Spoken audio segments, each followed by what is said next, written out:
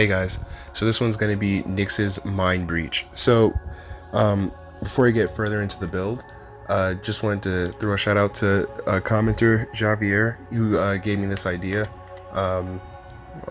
So for the Panzer Kavat, he mentioned to put deconstruct on here, which what happens is when the enemies are affected by the Kavat, they will drop health orbs when they die, and then that combines with fiber so that you can pick up the health orbs even if you have maximum health, and it will give them armor.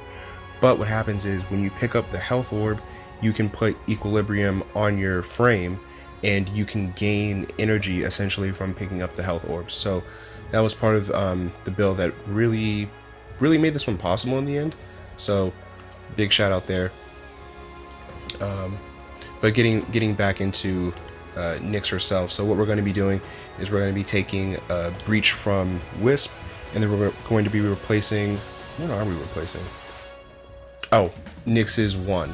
So we're gonna replace Nyx's 1 and put a breach on, and then it's just going to get multiplicative damage off of that, and it's going to be amazing. So getting into the build, what we're going to do here is I don't even know where to begin. Like Nyx is one of those frames where like contending for like best frame. Like it just, she has everything.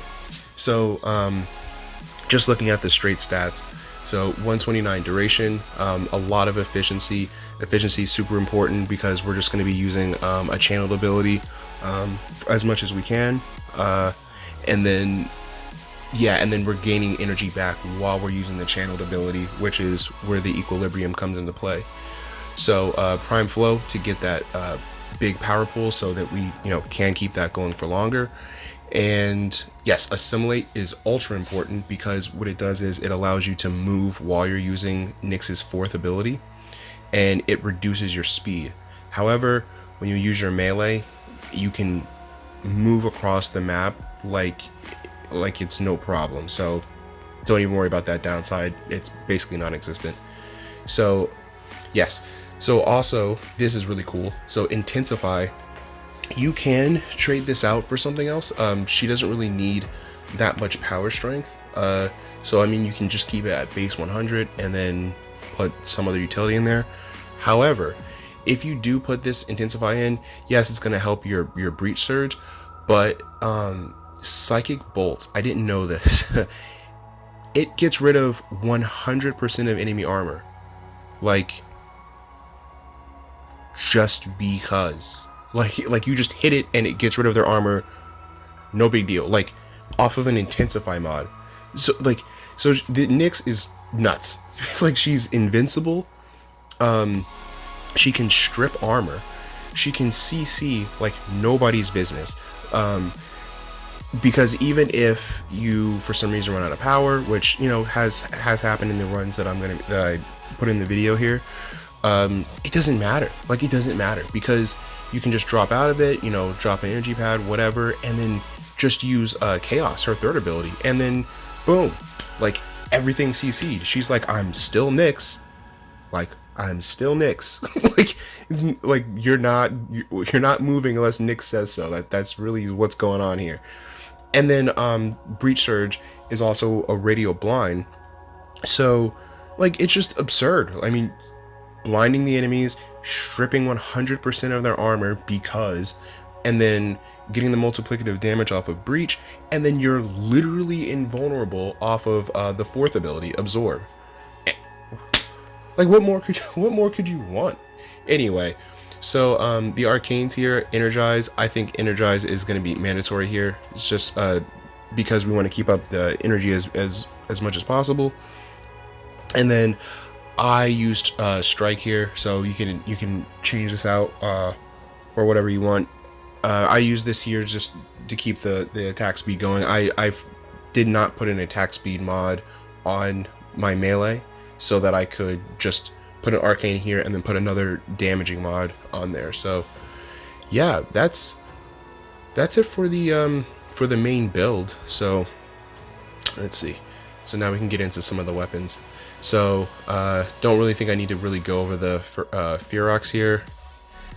This was super important for the run because the name of the game here is grouping the enemies together. So throw this down, groups them together. That's exactly what we want. Cool. New core, don't really need to go over this one. Kind of same old. Utility, so we're just using this to get the status. Make sure you have punch through so you can get more status on more enemies. And yes, oh, also, oh sorry, did I? Yes, Seeker provides that. But Augur Seeker for the stat duration, that's cool too, just to keep the status on for longer. It's not really necessary because they're not going to be alive that long no matter the level. And but I did keep it on here so that we can get the energy converted to shields to try and take to use shield gating's effect. So yes, so that's it for that. I'm using a Zaw here, and this one, at the time that I was running it, I did not have a max Exodia Hunt. Exodia Hunt, this is the arcane where when you slam the ground, it drags enemies towards you. Super ultra useful. I had it at it's at rank 2, and it was like 40% chance to make it happen, so it didn't really happen often.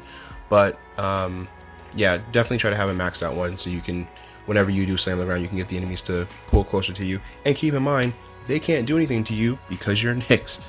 So yeah, as for the build itself, let's see, the only thing to mention here is Riven. I got plus crit chance plus toxin. So yeah, I rolled this a couple times to try to get something to synergize well with this build, and in the end, you know, I got a crit chance one that was pretty decent. Toxin was great. Added corrosive very easily to this. Actually, no, I did not. I'm sorry, misspoke. I think this is just, yes, this is just toxin. So it's toxin. That's right. This is toxin slash. So you're gonna get a huge slash proc and a huge toxin proc. And yes, because we have Weeping Wounds, we're going to be hitting that really consistently. So that's about it for the build itself. Trying to think. Oh, no. There is one other thing to mention, or two other things to mention. One is Naramon. So Naramon to keep up the combo count. Secondly, a big part of this was the operator. So if I could go to the operator, here we go. So what's happening here is, actually, you know what? Let me just do it like this. Oops, that was the wrong thing. Okay. So for the operator, the arcane that we're going to be using is Arcane Anomaly. So Arcane Anomaly, when you transfer into your Warframe, it drags the enemies in a radius around you to the Warframe. So it's basically another Exodia Hunt. And you know, another Fearox. So what's happening here is you have enemy radar, you have prime animal instinct, and all the enemies around you.